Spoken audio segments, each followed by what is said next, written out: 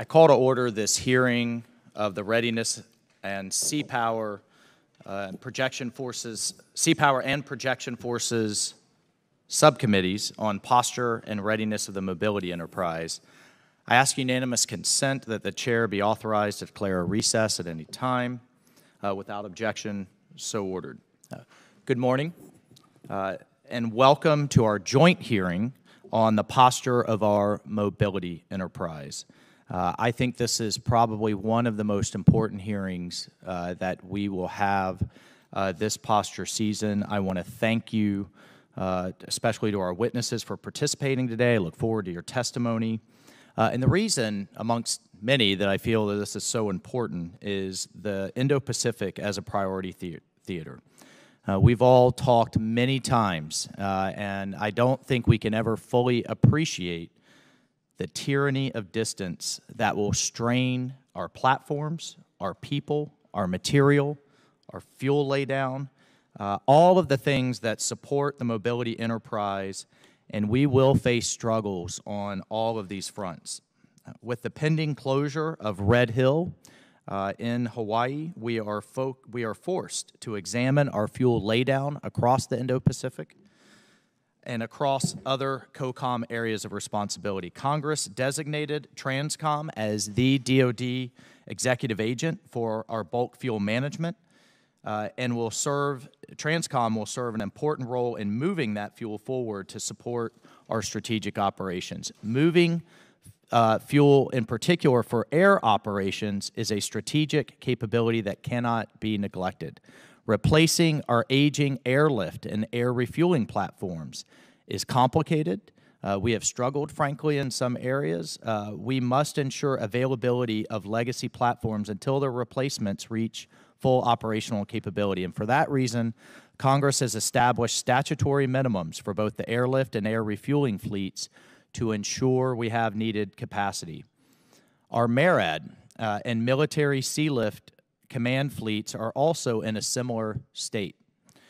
Recapitalization of our sealift fleet that we will rely on to carry ground platforms and material into theater is a pressing issue. Crewing these vessels is also of great concern. We have a significant shortage of credentialed mariners that, combined with an incredibly poor and concerning state of our vessels, have resulted in a less than impressive, and that's an understatement, less than impressive readiness rates during recent exercises.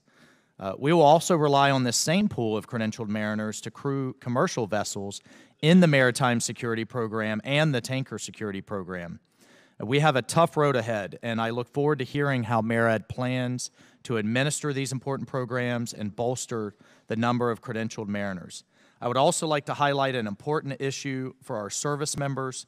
TRANSCOM administers the Defense Personnel Property Program that moves and stores service members' household goods during their change of station moves. We ask so much of our military members, and we ask even more of their families. And General Van Ovost, we've had many conversations about reducing the stress on our family members as they're moving. I look forward to hearing you address those program changes today.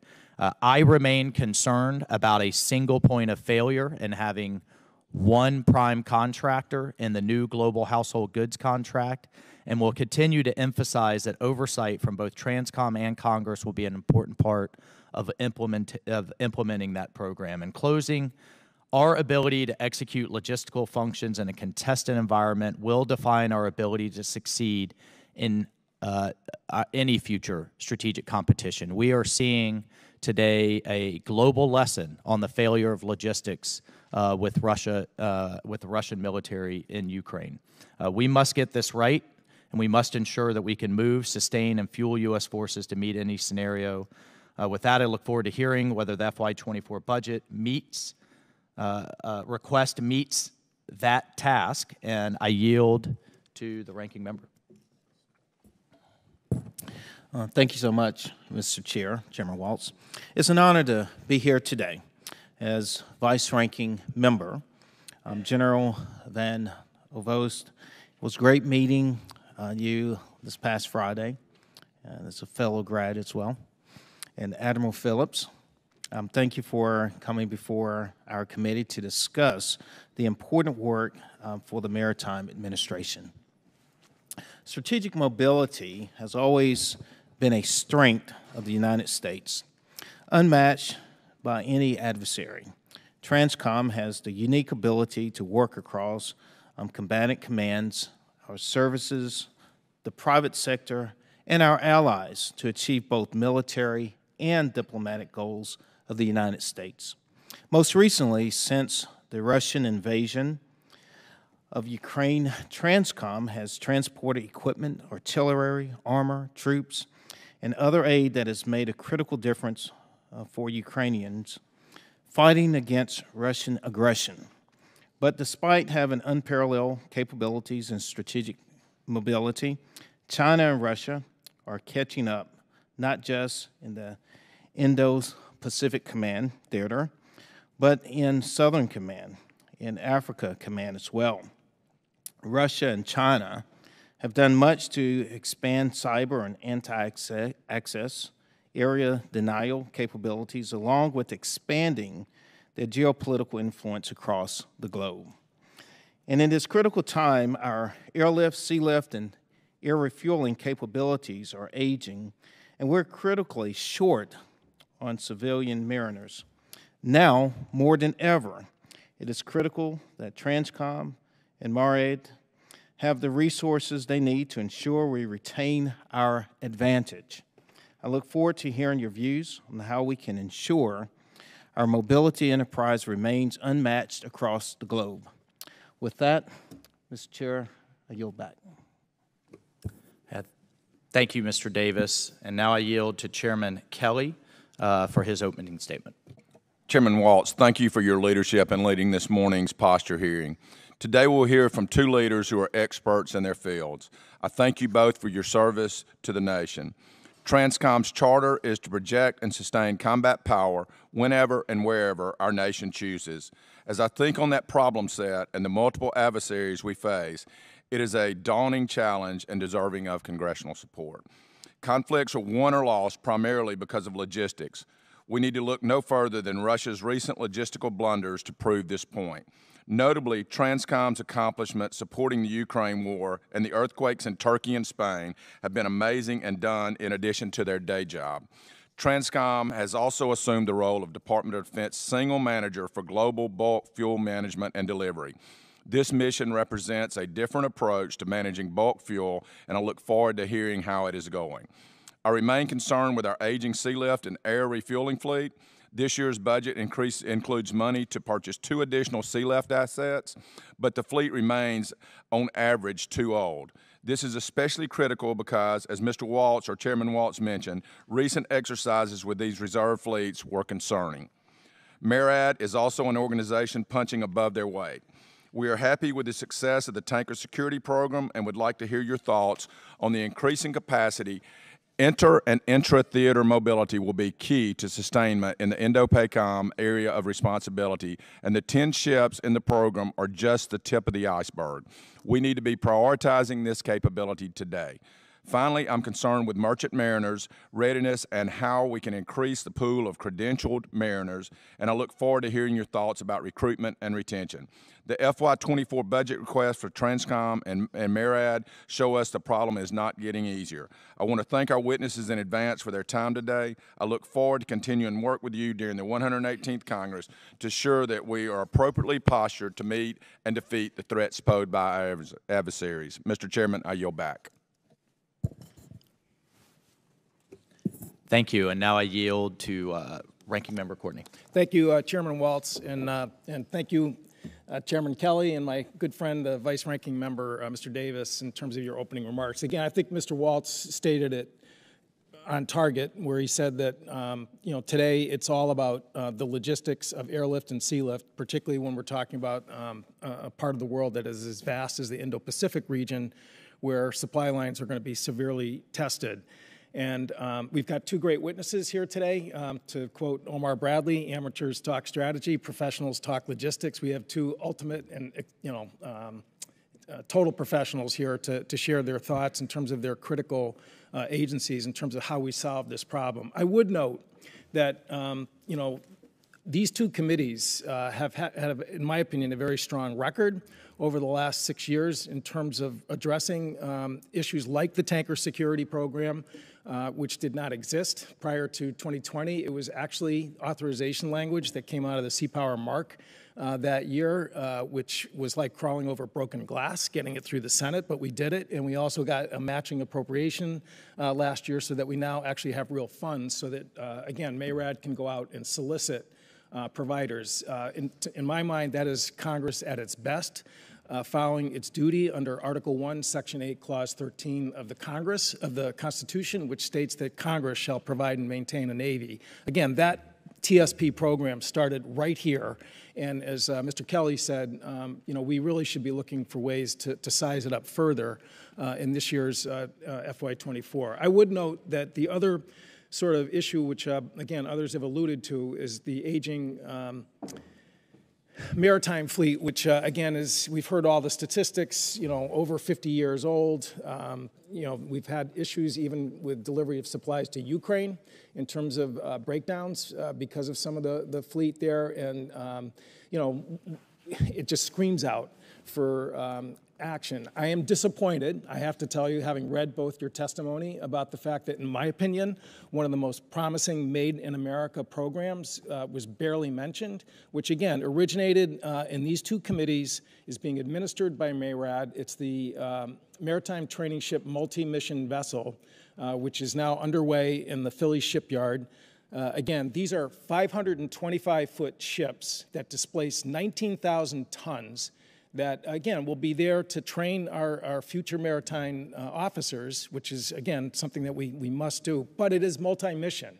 If an emergency happens, those boats can be converted into emergency delivery, whether it's first responders or whether it's military equipment or personnel. And this program, again, at a time when the commercial tonnage in this country has just almost disappeared, shows that we can do it in this country. Again, the Empire State is going to be launched later this summer, and there's 4 right in sequence after it. I would encourage all of the members to take a quick trip up to the Philly shipyard. It was almost down to 20 workers when this program started. It's 2,000 today. And the fact is they can take on more after they are done with this maritime training ship procurement, which is to basically have a Made in America sea lift. We do not need to be buying ships overseas on the used market. When do we learn the lesson of COVID that international supply chains cannot be relied on in terms of price or accessibility? And we need to bring back the commercial and shipyard sector in this country. And we showed with this program that we can do it. So again, as I said, there was one bare mention of this program, even though MARAD is, in my opinion, the hero here in terms of executing this program. And the fact is, it should show us a model for how we try to solve the very serious problems which Chairman Waltz started. And I apologize for going on here, but again, we have work to do. And the good news is it's not hopeless. We can do it. And with that, I yield back.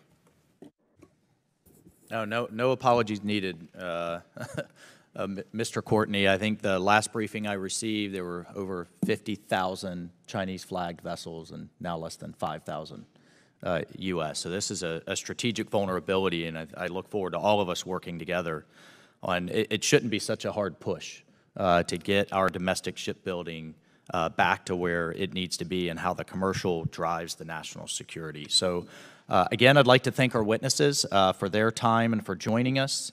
Today we're joined by General Van Ovost, Commander of Transportation Command, Rear Admiral Phillips, Administrator of MARAD, and now I would like to recognize General Van Ovost for her opening remarks. Thank you, Chairman Waltz, Chairman Kelly, Vice Ranking Member Davis, and Ranking Member Courtney. Distinguished members of the committees, good morning. It's my honor to join you today with my senior enlisted leader, Fleet Master Chief Donald Myrick, to represent the men and women of the United States Transportation Command as we defend the nation, take care of our people, and succeed through teamwork. I'm extremely proud of our team of logistics professionals who lead the Joint Deployment and Distribution Enterprise, continually exceed expectations, and ensure hope, deterrence, and victory are assured as we contribute to our nation's defense. From competition to crisis, the entire enterprise proudly delivers for our nation, our allies, and our partners. We know our success in the European theater and beyond would not be possible without the steadfast support of these committees and the whole of Congress.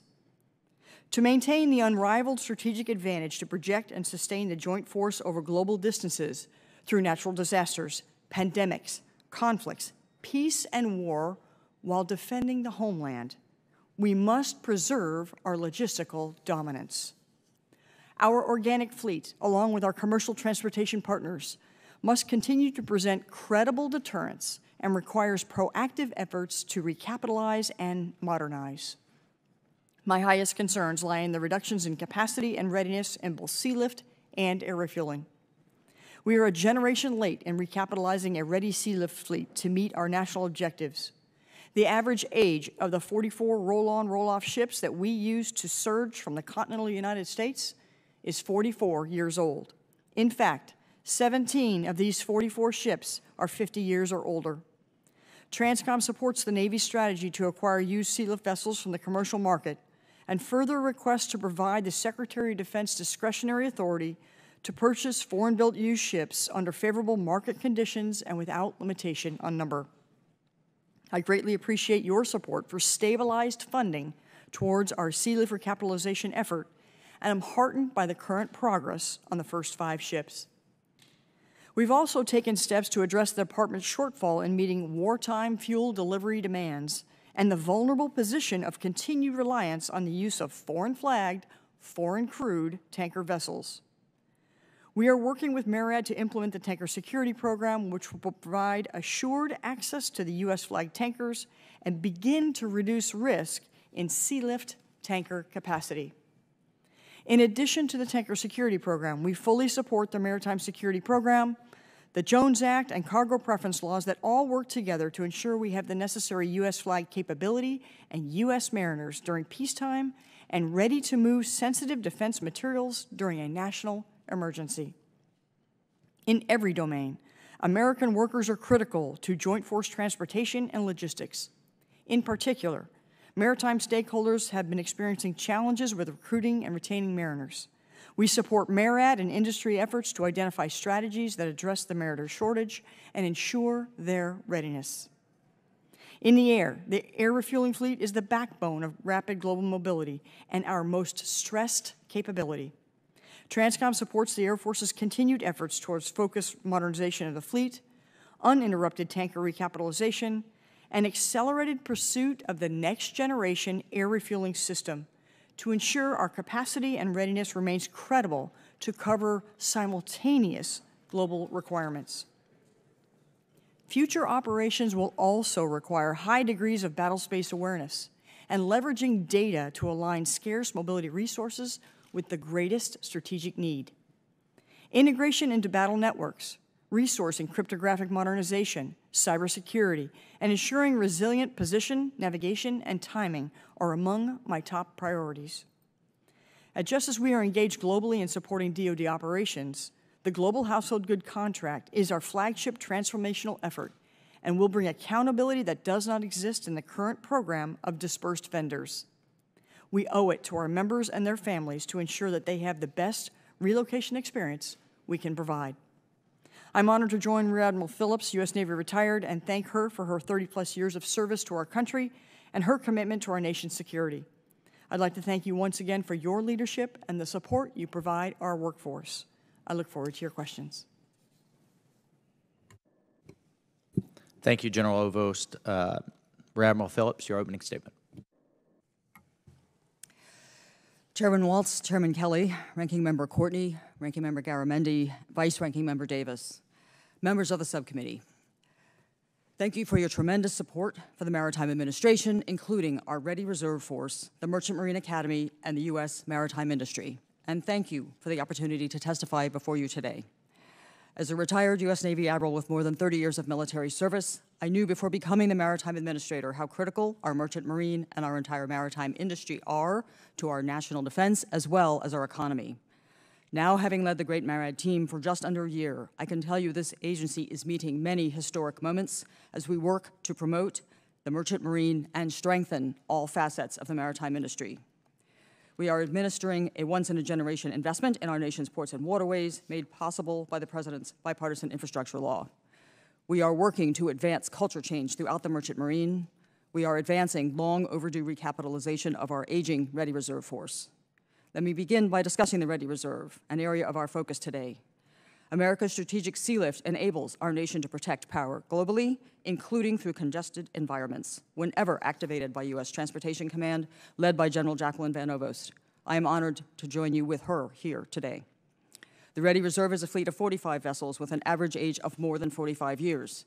It will grow to more than 50 vessels after a planned transfer of additional vessels from the Military Sea Lift Command is complete later this year. MARAD will then be the single sea lift surge provider. The President's FY24 budget requests $809.6 million from DoD budgetary authority for MARAD to acquire, upgrade, and maintain the Ready Reserve. Due to the advancing age of these ships, I will tell you that sustaining safety, material condition, regulatory compliance, and the challenges of equipment, parts delays, and increased scope of needed repairs, including steel work, make repairing these ships difficult and challenging.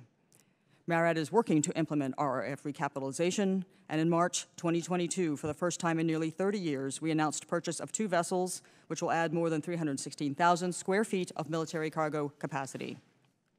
Earlier this year, DoD transmitted to Congress our intent to purchase 3 more ships, with reflagging and entry to the Ready Reserve beginning in April 2023.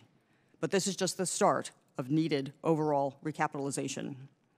In addition, MARAD provides ships from the National Defense Reserve Fleet as training vessels for the 6 state maritime academies. We are working to replace these training vessels with new vessels that will meet the needs of the academies and provide training for our mariner workforce.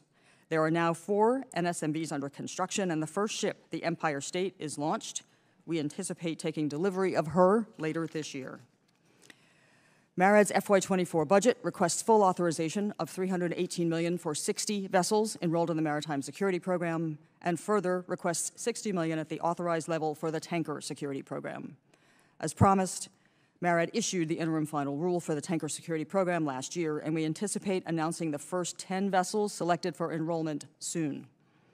The initiative will also create new employment for approximately 500 U.S. mariners.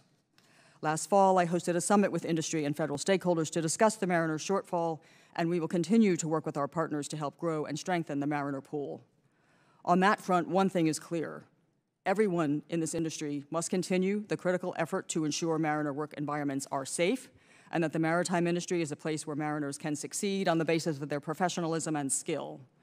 In support of that effort, the President's fiscal year 24 request will also enable MARAD to continue to address urgent and long-standing challenges at the Merchant Marine Academy, including implementing the many new authorities and responsibilities provided in the FY23 NDAA.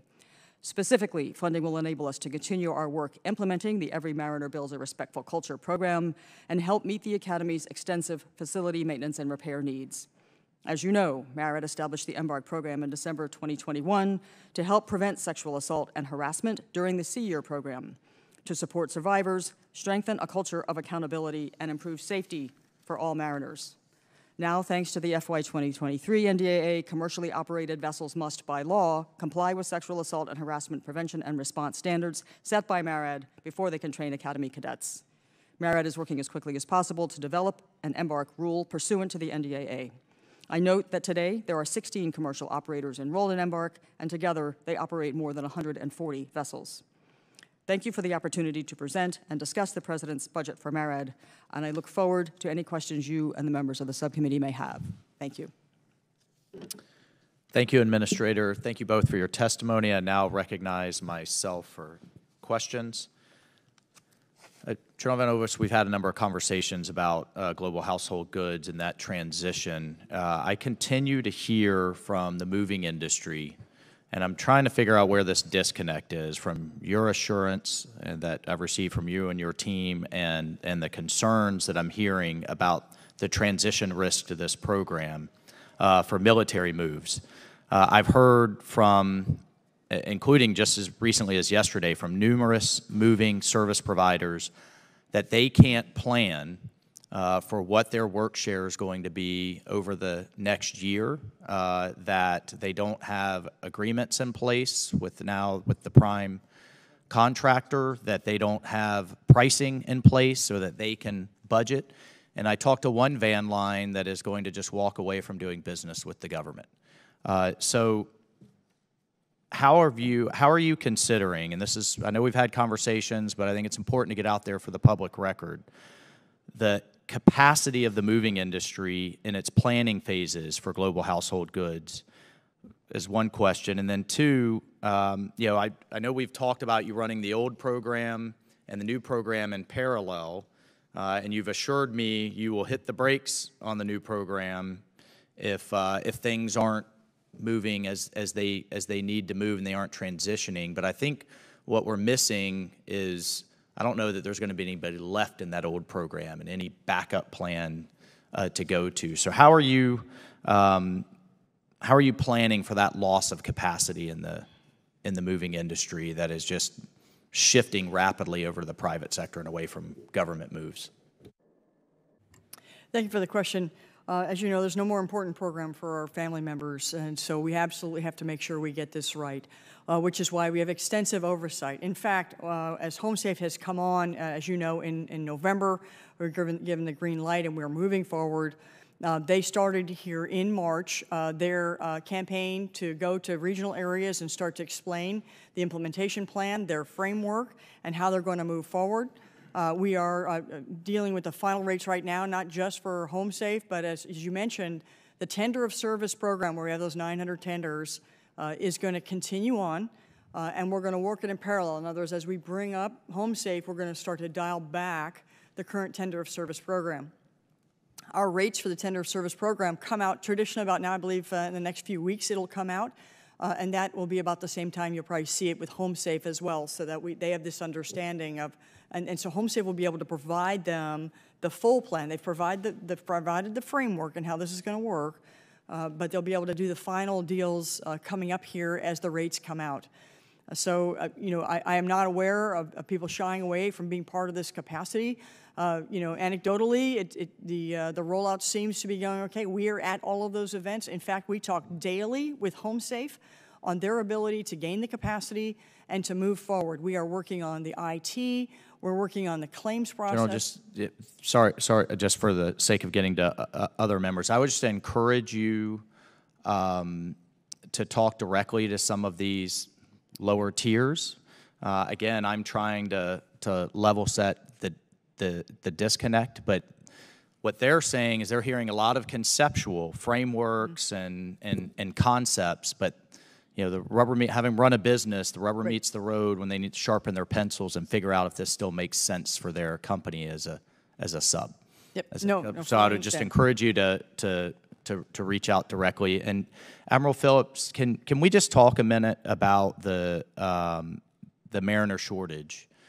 Do you have, if the balloon went up for some type of global contingency and we had to send out the ready reserve fleet, could you staff even 50 ships? Could you know, with the growth from 45 to 50, could you staff all of those ships with mariners today? Because we're pulling from the same pool of credentialed mariners to crew both the sea lift fleet and any commercial vessels needed for future large-scale military operations. Are you confident all of those ships will be manned? Mr. Chairman, thank you for that question. I am not confident all those ships would be manned. I think I should be extremely straightforward there. We know we have a mariner shortfall. The last numbers we have predate COVID. They are an estimated 1,800 in an uncontested environment over a 6-month cycle of activating the ready reserve. As you state, we're competing with active ships. We're competing with our U.S. flag vessels, our 85 internationally trading, privately owned foreign trading vessels. And the Merchant Marine and the Ready Reserve Force are aging vessels. That means there are skill sets required to operate some of them, those remaining that are steam, as an example, that not a lot of mariners have right now. I will add that one of our biggest challenges is understanding exactly, as you point out, who do we have, what qualifications do they have, and will they sail? So therein lies our large challenge. As mentioned in my testimony, I have convened last fall 75 stakeholders to talk about what we wanted to do about this across industry and labor. We settled on 4 lines of effort: recruit, train, retain, and reduce barriers, and we are working in each of those sectors to try to make a difference. Everyone here should find that incredibly alarming. That is a red star cluster. That is a blinking red light. First of all, I don't know that all the ships would even sail, frankly, according to some exercises, and yet we don't have the mariners. So can you just, I don't want to take up too much time, but I think it's an incredibly important issue. We've gone from the first Gulf War to about 400 ships, now to 40, and now we can't even staff the 40.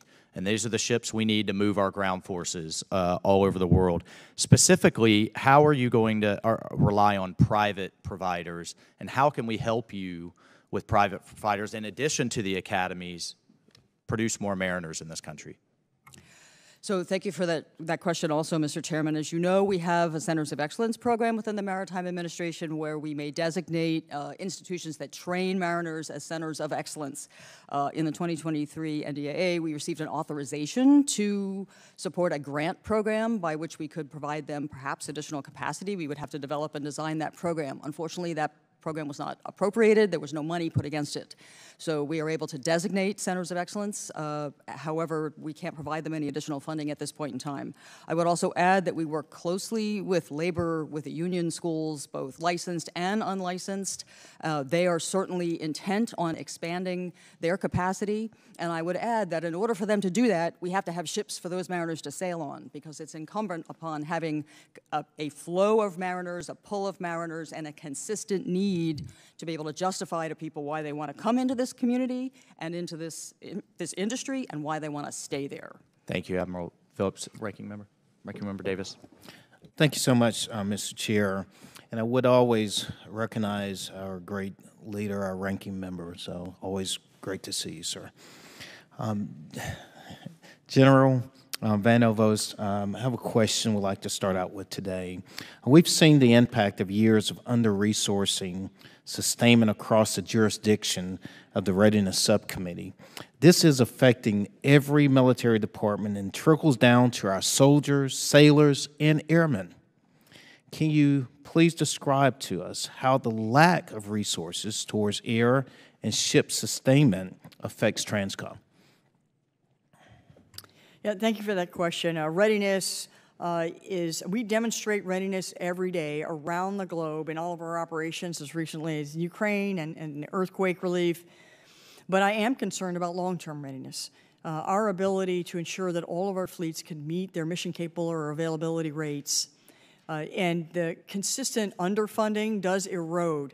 So what we absolutely require to ensure our readiness into the future is consistent funding, a budget on time, because a CR, continuing resolution, is one of the ways it absolutely erodes our capabilities and our ability to do new starts and to develop modernization and implement modernization programs that will ensure our capacity is credible out into the future. So I would ask for the budget to be on time and for your support of continued readiness fundings throughout all the services for our equipment. Okay. And General Van Ovost, as China and Russia have expanded cyber and anti-access area denial capabilities, what concerns does TRANSCOM have regarding Chinese or Russian investments in ports and the potential limitation those impose on TRANSCOM's options for providing strategic lift into theater? Yeah, thank you for that question. Cyber operations pose significant threats to logistics. They target vulnerable supply chains. They go after our command and control structure, and their ability to disrupt, delay, or even deny our ability to move around the globe is a serious concern from the cyber perspective. So we're doing a lot of work both on the military side and with our commercial partners to ensure we have cybersecurity and we're hardened from those elements. And how is Transcom planning to ensure key logistics nodes remain active and resilient in a contested environment? And in a contested environment, what efforts has Transcom made with combatant commands to identify alternative ports of disembarkation? Yeah, alternative points, resilience in our ports, in our nodes, for the full network, our lines of communication, things like posture, both for fuel on the water as well as fuel distribution points, and pre-positioned storage forward and distributed locations where it's not a target are some of the many things we're doing with posture. Of course, we could not project and sustain the joint force without our allies and partners, which provide us that access, spacing, and overflight, and opportunities to enter into agreements where we'll be able to forward provision. In other words, provide other ways to get support to our forces forward. And I would also want to be reluctant to mention that we couldn't also do this without our commercial partners, our airlift and sealift partners around the globe that ensure that not just our networks and allies and partners networks are resilient, but their networks are as well. Thank you, Mr. Chair. We'll yield back. Thank you, Chairman Kelly. Thank you, Mr. Chairman.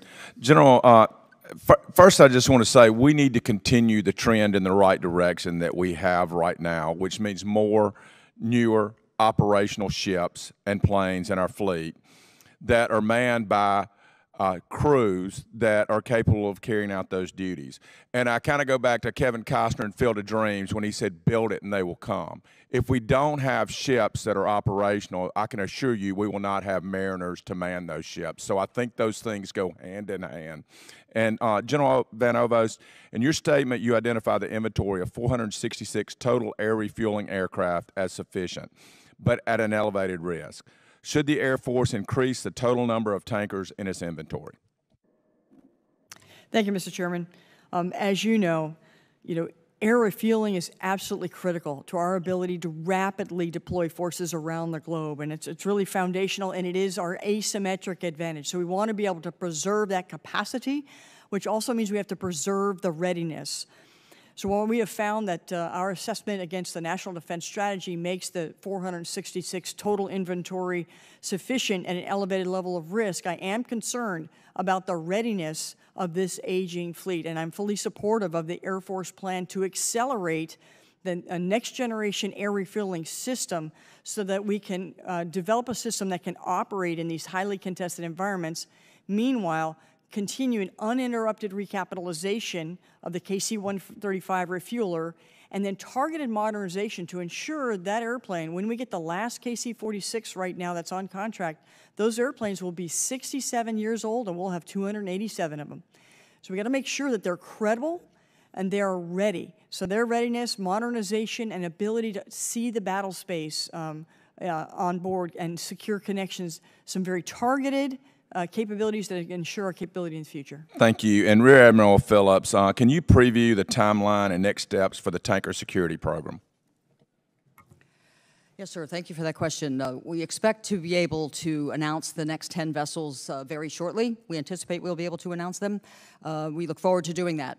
As you are aware, we owe a report as a result of the 2023 NDAA that will help outline how we want to move forward with the program, particularly in the context of how we will man the program, train mariners to support the console needs, and deploy and implement the console needs and requirements for this program. You're also aware we have an authorization to go to 20 ships in 2024.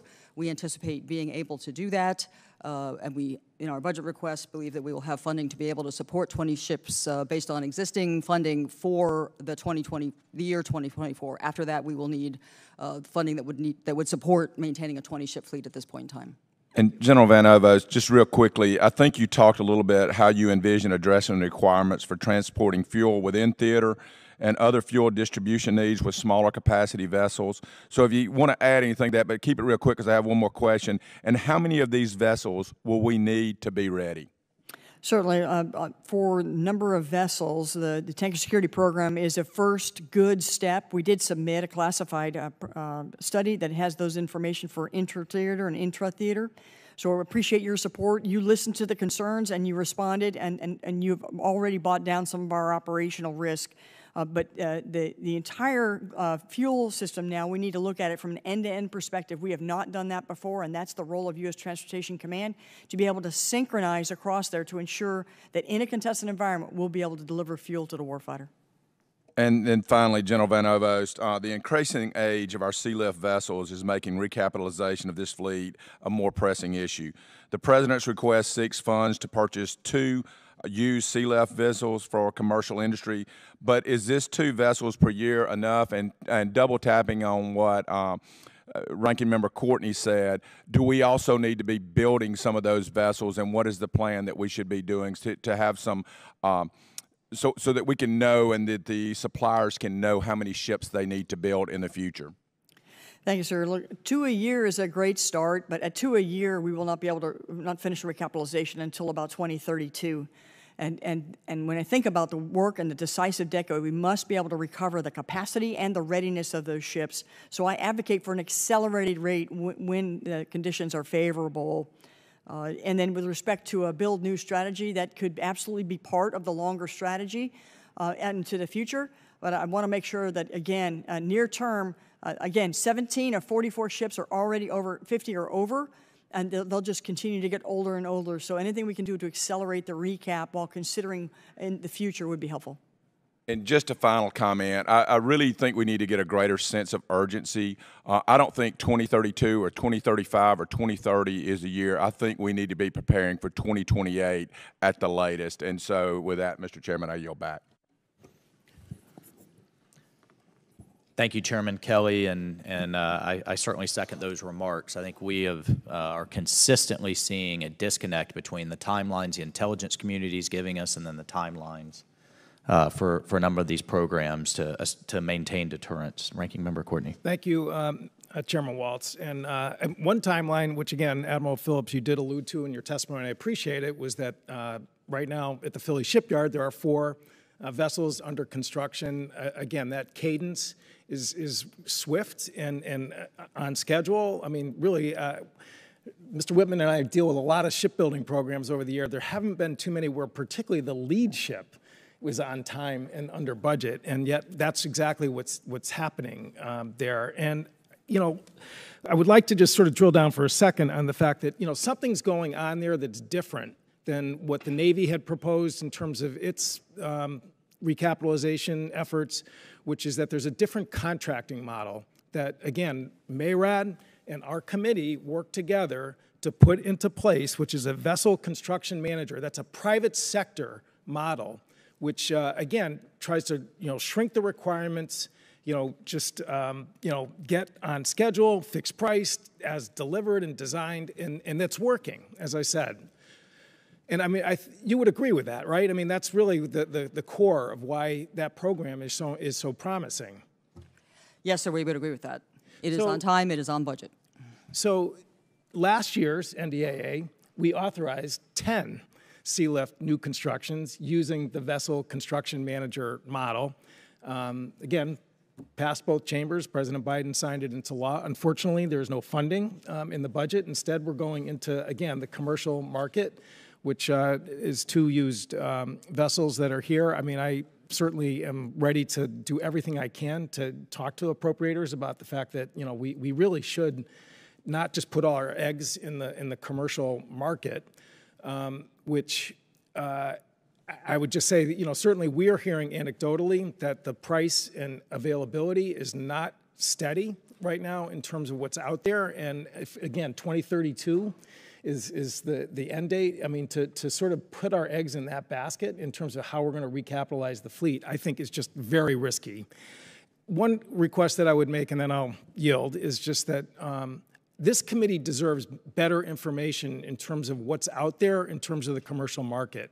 If you're asking us to authorize 2 more used vessels in commercial market and have that as the pattern in the coming years, we need to get some visibility in terms of what that market looks like, because as I said, the input that we're getting from industry is that this is not something that you can really count on as a steady state in terms of a horizon, whereas by building them in the U.S., We know exactly what the cost is, and we know exactly what the timeline is. That's a less risky strategy in terms of addressing this issue. With that, I yield back. Thank you, Ranking Member Courtney. I look forward to working with Seapower Committee on that, because I agree. I think we're seeing a pricing issue in the United States. But the only way to get at it and get at the labor shortages is to actually reinvigorate the market. So with that, I yield to Mr. Whitman. Well, thank you, Mr. Chairman. I'd like to thank our witnesses for joining us. General Van Ovost, Rear Admiral Phillips, thanks again for all the great work that you all do. General Van Ovost, I want to begin with you. As you look at the O plans in theater, my concern centers around this: the logistics behind getting and sustaining the Army and the Marine Corps in any sort of scenario that we look at in that particular theater. And can you give me an idea, what types of delays will you experience in being able to put forward all the necessary elements of personnel and materials and supplies and ammunition in that scenario? And in my mind, it's particularly acute for those forces that are CONUS-based, because we know the logistics of having to do that. All you have to do is to look at the logistics of what we went through in the first Gulf War and trying to get everything there to Kuwait, which took a long period of time with massive numbers of ships, which we don't have today. And how successful do you think TRANSCOM will be in the case of a dislodgement campaign with Taiwan? It's different than having things in theater. If you have to be able to push things in a contested environment, the whole scenario changes. Give me your perspective on how those challenges have to be dealt with by TRANSCOM. Well, thanks for that question. That is something that keeps us up. But this is what we do. We analyze the national defense strategy against the plans to execute to meet our national objectives. And here's what we learned. In a contested environment, just about every aspect of mobility's risk will increase if not sufficiently mitigated. So we have gone about to understand where the highest risks are, and we're getting after them. So on the posture side, as you mentioned, what does late look like? It looks like, how do you forward position in multiple distributed locations, both on the land and on the water, with our squadrons of our pre-PO on the water? It's how do we have multiple nodes, multiple seaports and airports that we can use as little lily pads to work forward? How do we reposture the fuel where it makes sense to be able to put it both on the water and in locations that we're going to have ready access to it during conflict? And how do I have ready capacity that could actually fight through contested logistics, meaning cyber, GPS interference, the survivability aspects, PNT, and as we pull all those together, I have to be able to understand and sense the battle and be able to move the highest priority stuff to meet the Joint Force Commander's needs. So I think about our ability to understand the data, to use AI to try to sense the fields and sense the nodes so that we can apply the right capacity at the right time. So it's challenging, but it's absolutely doable, and we are working at it. In fact, this summer, in the large-scale global exercise, which is about a 120-day period in the Indo-Pacific, where we have not only joint exercises, but service-specific exercises. In fact, next week we have one with the Army that's looking at their multi-domain task force and how we're moving around. I'm sending my deputy out there to understand and to try to make sure that we can link in and help them in their maneuver, because they're maneuvering and they need sustainment. In that realm, in the contested logistics area of Indo-PACOM, how important is the Marine Corps LSM in being able to deliver intra-theater logistics? And in that realm, how important is the capability of LSM to self-defend versus other threat defense logistics that could otherwise be put out there for the LSM? And the LSM, by the way, is landing ship medium for the Formerly known as the law. Yeah, because it's not a warship. Anyway, go ahead. I'm sorry. No, look, thanks for that question. It's super important that as the joint deployment and distribution enterprise, that we synchronize from end to end. So all service concepts have to be exercised, and we have to be able to get to the LSM to be able to support them. We have to understand where they're going to maneuver in the first and second island chain, where do they expect to get their fuel and their provisionings and their ammunition. And that's exactly what we're doing this summer. Their concepts of operation are not yet solid, but we have been providing advice all along the way on how we'd be able to work with them. And again, that's some of the work that we're doing here this summer to actually do the execution to see how hard or how easy it's going to be. Now, with respect to the defensive systems on that weapon system, I can't comment to that. I leave it to them. But just know that, again, my job is to synchronize that. I've got to be there when they need to be there. And if that's their weapon system of choice, we will absolutely adapt to support them. Very good. Thank you, Mr. Chairman. I yield back. Thank you, Mr. Whitman. Mr. DeLuzio. Mr. Chairman, thank you. General Van Ovost, Admiral Phillips, good morning. Unsurprisingly, I'm sure to many of you, our committee's broader work has focused on our strategic competition with the Chinese Communist Party and, frankly, the ever-increasing size of their fleet relative to ours, and that delta increasing, which is worrying to me and my colleagues, I'm sure, as well. Look, the inability to modernize our fleet and build ships on time, much less do the required maintenance, it concerns us. We are decommissioning ships faster than we can build them and maintain them, and we've seen drastic consolidation in the defense industry, including in shipbuilding and shipyards. It worries me.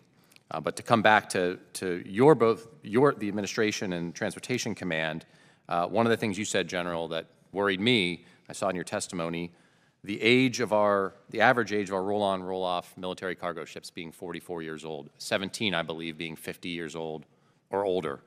That's an aging fleet, which of course has increasing costs to maintain. We are, and similarly, much of our discussion today, Mr. Courtney mentioned it, and I'll dig in a bit too, relying on purchasing foreign-built, used ships rather than building them here. Put simply, without federal investment, additional federal investment, and strong investment, we will not have a sufficient fleet, and we'll need to rely on foreign ships, whatever it might be in our next conflict. It worries me. And so, Admiral Phillips, I'll start with you. As I explain this phenomenon to my constituents who can't understand it, please explain as plainly as you can, why is it that we've landed in a place where we have to purchase foreign-built ships rather than make them in this country? Congressman DeLuzio, thank you for that question. To answer that question, you would need to be a student of history, and I could condense it simply by saying time and again within this country, in World War I, in World War II, we accelerated to build a fleet to support our needs in time of war, and when the time of war ended, that fleet was sold off, sent to other places, allowed to deteriorate.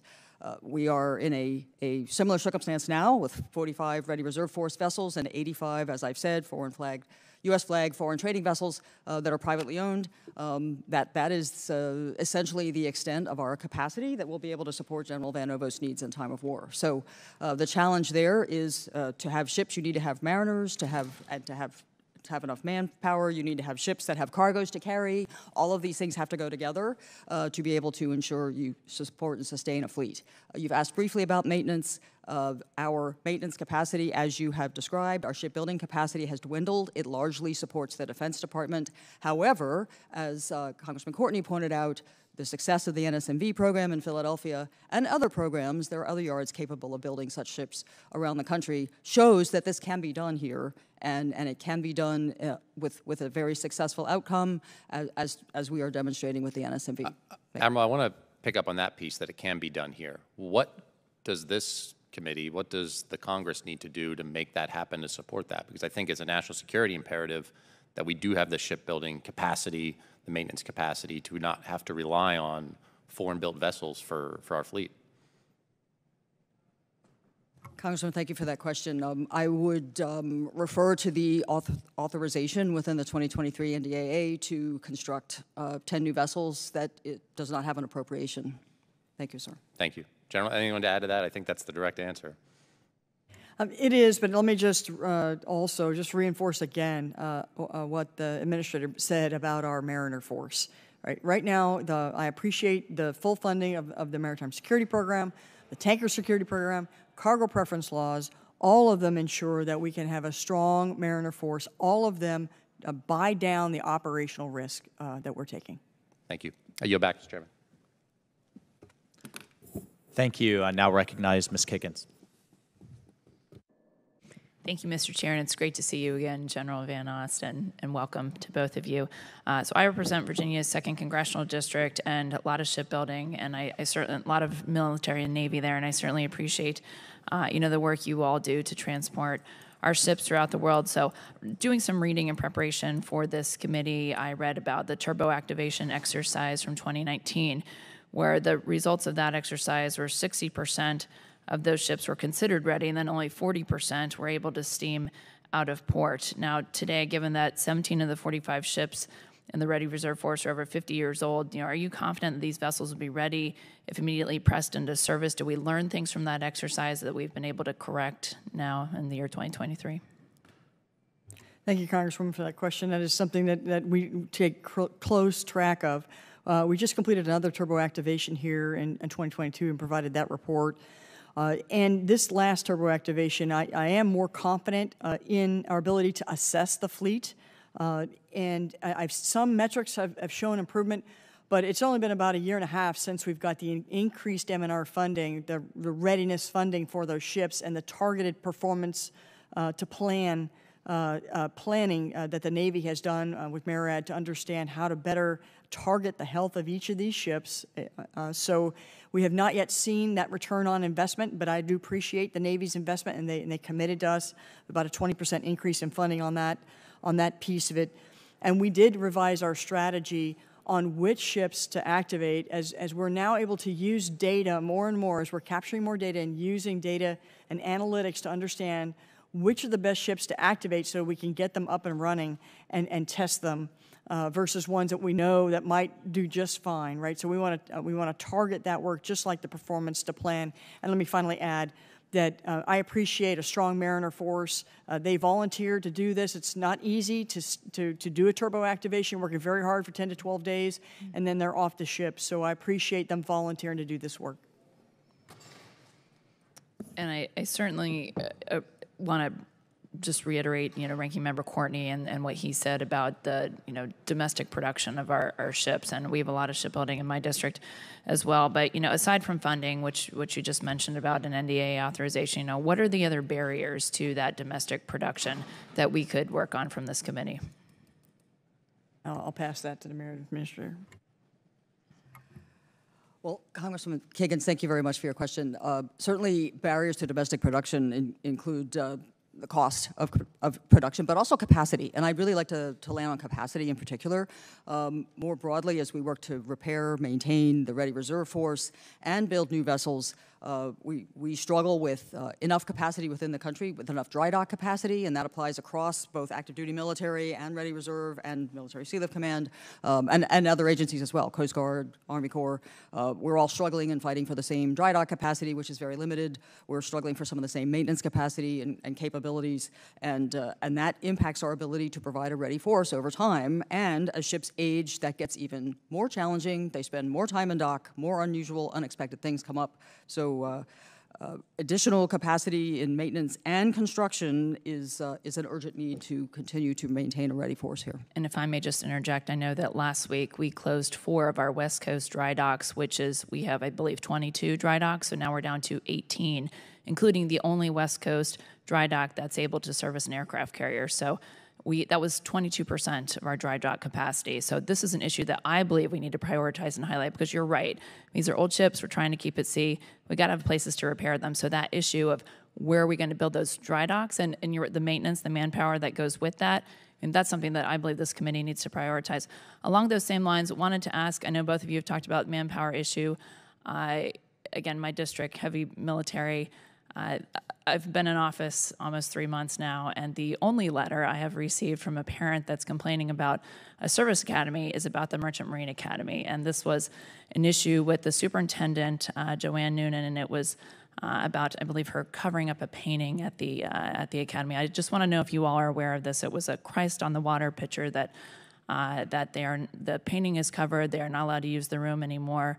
The parent who wrote to me was concerned about, and I too am concerned about recruitment and retention for our mariners. So it's the little things, right? The little things like this, but there's no room for this type of, and they thought it was a breach on their constitutional rights. This is a painting that I guess has traditionally been in the room. So I just wanted to know if you were aware of that issue and if anything was being done about it.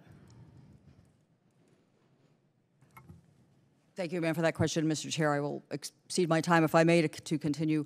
The painting, known as Christ on the Water, today is hanging in the astronaut Elliott MC room at the Merchant Marine Academy. It has uncovered the display of that painting in that particular space, we believe is a violation of the Establishment Clause. However, the room is currently not being used for official business. The painting is there, midshipmen can see it. Our intent in the long term is to relocate the painting to the chapel. We are making preparations to do that. Once there, it will be restored, and it will remain on Admiral view Phillips. for Academy midshipmen. Thank you. Unfortunately, your time has expired. If you want to provide Thank a you, more sir. fulsome response for the record. Now recognize Mr. Vesey. Mr. Chairman, thank you very much. I wanted to ask Admiral Phillips, what is Murad's strategy for managing and maintaining the DoD's fleet of civilian crewed ships, and how does it ensure these assets are ready to support contingency operations? Sir, thank you for that question. I believe you're referring to the Ready Reserve Force, 40 ships that we maintain and provide upon request for Transcom to support needs. I would offer that our current readiness of that fleet today is 76%, although it varies, and that is a high from the past several months. I would also offer that we have 8 of those vessels underway today, supporting not only Transcom needs, but also exercises and other needs around the globe.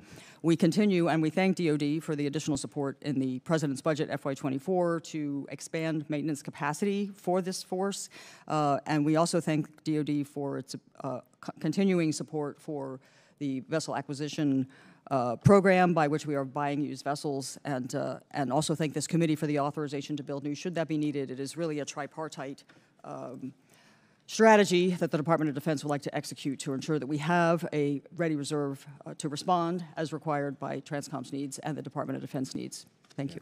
Thank you very much. General Van Ovost, I wanted to ask you, how is the moving of the household goods, the contract that there were some issues with back in 2020, 2021 timeframe, how is that going now? Yeah, thank you for that question. We are, transforming the way we provide moving services to our families, and we are in the transition phase to the new contractor, to Home Safe. But as they begin to take on, they'll start after peak season this year. But we have not stopped with our improvements for our families. We have instituted some digital management tools. We have simplified the claims process. We've enhanced communications capability with help desks. So we are moving forward with improvements as we wait to bring them on. And we are meeting and partnering with Home Safe to ensure that they have the quality capacity necessary and the processes necessary. We're also training all of our service members, all the different service leads for movement, to make sure that they understand the new system and that they're improving their capabilities and training as well. Yeah, what type of feedback are you getting? So because the Home Safe has not yet moved any goods underneath that flag, there's nothing there, but we're getting great feedback on the improvements that we've made. In fact, we have a big spouses panel. We bring them in. We also go to the services, and we have forums where we listen directly to their feedback, and we incorporate those changes into our program. Oh, good. Thank you very much. I was also wondering if you can talk a little bit how Transcom is working to ensure readiness and resiliency of the global logistic networks, and what are you guys doing to modernize the network to meet the demands of future operations? Thanks. Future operations is exactly what we think about all the time. Readiness is job one, and we need to be ready today and into tomorrow, and we do demonstrate that daily. In fact, I want to thank, we've been able to quickly respond to requirements around the globe, to include when Russia had a full-scale invasion into Ukraine. We were able to immediately deliver forces onto the continent to support the NATO eastern flank. But that was made possible so quickly due to European Defense Initiative. So I appreciate the support that allowed us to have a pre-post ship set there and opened up some fields and avenues for us. So we really leveraged European Deterrent Initiative, and this year in the budget you'll see Pacific Deterrent Initiative, which will do the same. It'll allow us to get posture, basing, pre-po, and support out in the Pacific so we can respond just as quickly to there. So that, of course, increases all of our readiness. But we are focused on the future. When I think about a contested environment, I think about secure command and control, having battle space awareness onto our assets, Cybersecurity is a major thing that we are looking at. We are very focused on that, both in the military and with our commercial partners. They have been working with us. They have contract compliance measures also that hardens their security, and they're partnering with us and CISA to ensure that they're a hard target. And of course, precision navigation and timing and survivability. Those are some of the things that we are working on to be able to ensure that we can be ready out into the future. Yeah. Thank you very much. I yield back, Mr. Chairman. Thank you. Mr. Wilson. Thank you, Mr. Chairman, and I'd like to thank each of you. Readiness and Seapower and Projection has never been more important. We have the global war on terrorism is continuing of 9/11. It continues unabated. But then at the same time, we have competition between democracies with rule of law being opposed by authoritarians with rule of gun. And we see that with the murderous invasion by Putin, war criminal Putin, into Ukraine. We see the threats from the Chinese Communist Party to the 24 million people of Taiwan. And then we see the regime in Tehran continuing their capabilities of ICBMs to fulfill their hopes of vaporization of the people of Israel and vaporization of the people of America. And so what you're doing has just never been more important of providing for peace through strength. And so, General Van Ovost, I want to thank you and for your service and leadership in the U.S. Transportation Command.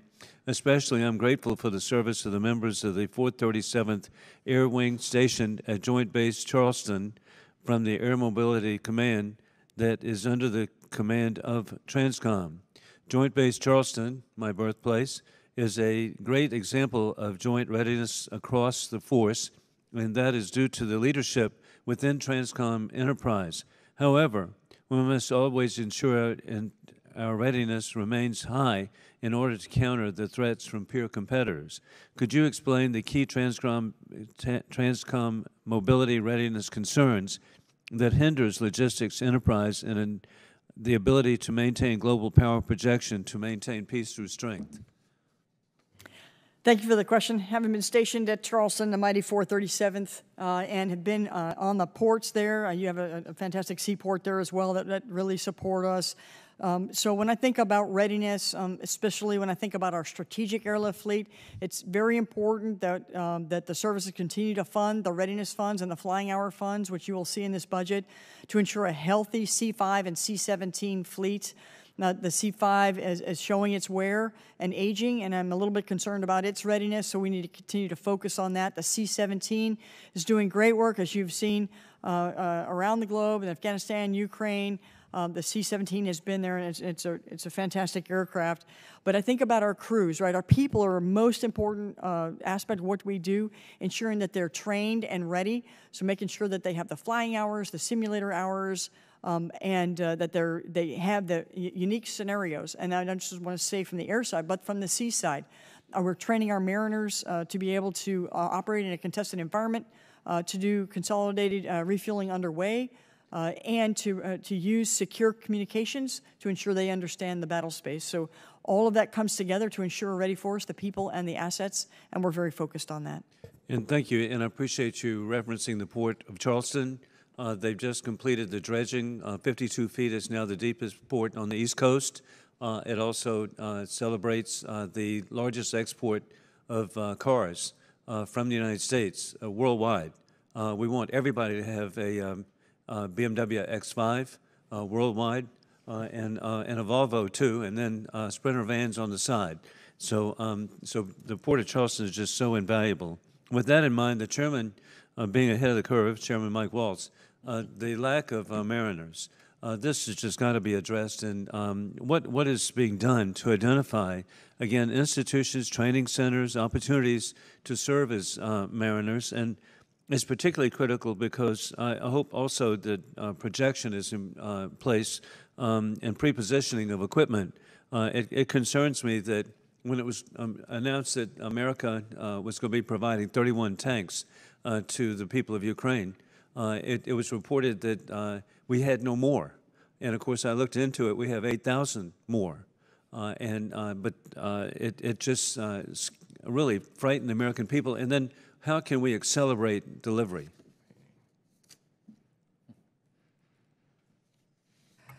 Yes, sir. And I'll be brief in response to providing additional opportunities for mariners. As we've discussed earlier this morning, we have a Center of Excellence program. We can designate centers of excellence in support of mariner training. We also work closely with state maritime academies, which provide mariners for our force. And at Kings Point, the Merchant Marine Academy is overseen by the Maritime Administration. That's our predominant source of strategic sea lift officers.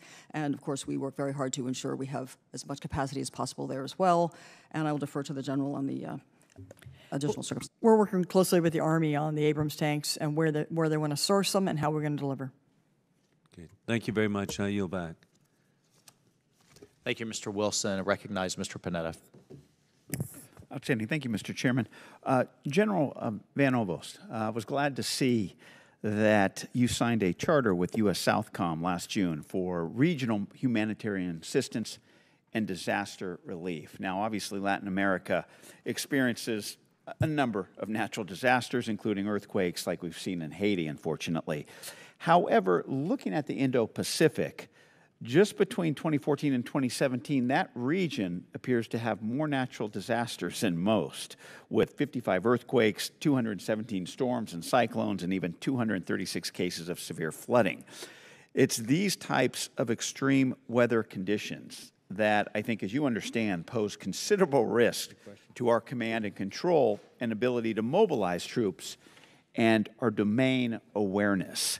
And so I've been working with my colleagues, Mr. Gallagher, Mr. Scott, Mr. Jimenez, on legislation that would conduct tabletop exercises to test our current stockpiles and our abilities to deter threats in the Indo-Pacific while under these types of extreme weather conditions. General, what's your opinion as to whether or not we're properly accounting for these types of natural disasters in our strategy in dealing with the potential CCP invasion of Taiwan? Thank you for that question. We, having been an airlifter all of my life, I have been very focused on HADR events around the globe. And frankly, when I think about our ability to project and sustain a force around the globe, there's no greater opportunity than delivering hope to someone, right? Our allies are assured by the fact that we can be there once we commit to support them, just like we did during that devastating earthquake for Turkey, providing a hospital as well as the search and rescue crews are on the way within 24 hours. So we absolutely looked at. In fact, we're doing additional exercises in the Indo-Pacific, specifically with the Philippines, providing HADR and looking at forward positioning HADR sets so that we would have immediate access from that point to move to any of the islands in support of them. Okay. All right. Now, in regards to the challenges that we talked about, especially in the Indo-Pacific, if we were to conduct a whole-of-government tabletop exercise to prepare for climate events, what should that include from a transportation perspective? Is there anything in particular that you're focused on? Absolutely. When we think about climate change and its effects on our infrastructure, we think of the ports or the rising sea levels. We have to ensure that we have plans, of which we do. For our strategic port programs, we do assessments through our Transportation Engineering Agency on strategic ports, providing them what we think are their vulnerabilities during high sea levels. And so being able to mobilize the force and deploy forward to a port to push out is one of our most concerning areas. And so as we look at that, what is that infrastructure, the road, the rail, and the seaport necessary to do that? And so I would say that should be part of the TTX. Okay. Switching regions, looking at Africa, obviously with China's desire to, that they do have a military base in Djibouti, and now is looking to put a second one in Equatorial Guinea. On top of building out a military presence in Africa, the CCP is maneuvering around the continent through the Belt and Road Initiative, as we know about. I guess in looking at some of our allies, which is obviously one of your chief concerns in strengthening the relationships, at least to hedge against some of these threats from the CCP, but there are certain restrictions, obviously when it comes to security and the security environment in some of these countries. What have we done? How productive have we done? How productive have we been to prepare our African partners to not only deny Chinese gains, but is TRANSCOM integrating with AFRICOM to ensure that the assistance we offer is tailored to their needs and implemented? Yeah, that's an important question, as you mentioned, not just in Africa, but around the globe, as China continues to use their malign influence to get into port infrastructure, and frankly, the digital Silk Road with their ability to use data management systems to infiltrate and then aggregate that data and send it back to China from the logistics flows, which is a key vulnerability. So we have been working a whole-of-government effort with State Department, Department of Commerce, to look at Chinese investments in Africa and around the globe, and marshaling U.S. resources to try to understand how can we limit that, how do we engage with that nation. But from a Transportation Command perspective only, we have a community of interest across the intel committees with our allies and partners to demonstrate to them how important it would be that they do not let them invest in their ports. Thank you, ma'am. I yield back. Thank you. Mr. Jimenez is now recognized. Thank you very much, Mr. Chairman. You know, as mayor of Miami-Dade, we ran Port Miami, which is the cruise capital of the world, probably home to about 20 of the most beautiful cruise ships you're ever going to see. Admiral, do you know how many of those were built in the United States? I do not directly know, sir, but I suspect none. Thank you. Zero were built in the United States. And so I believe, Mr. Chairman, that the problem that we have is not only that we don't have the production capacity, and there's no reason why it can't be built in the United States. Those cruise ships, actually, a lot of them are built in Europe. So you really can't say it's cheap labor costs. Something else is going on. Why ships are not being built in the United States. Difference between now and the time between World War I and World War II is America probably led the world in shipbuilding in that time. That's why we were able to ramp up so quickly during World War II and basically outproduce everybody. And we were the arsenal of democracy because we produced everything. We don't do that anymore. And so my advice or my ask of you, Mr. Chairman, is that we look at the committees of jurisdiction and see what it is that we're doing here in the United States to shut down production or stymie the production of the things that we need and we know we need for producing the materials that we need to conduct the war. And so shifting gears a little bit, Admiral, you said that we have a shortage of mariners.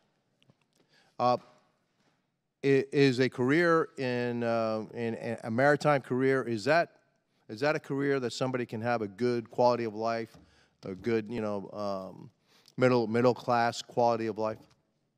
A mariner? Does it pay well? Yes, sir, it pays well. However, you have to go to sea. Okay, I understand that. Do you need a college degree to be a mariner? You do not need a college degree to be a mariner. Okay, you said that you're looking at shortages right now. How many mariners do we need now, and how many mariners are we going to need in the future? Our numbers are based on a study that was done in 2017, which was directed by Congress, and shows we're short at least 1,800. We would expect that number to grow over time. To what?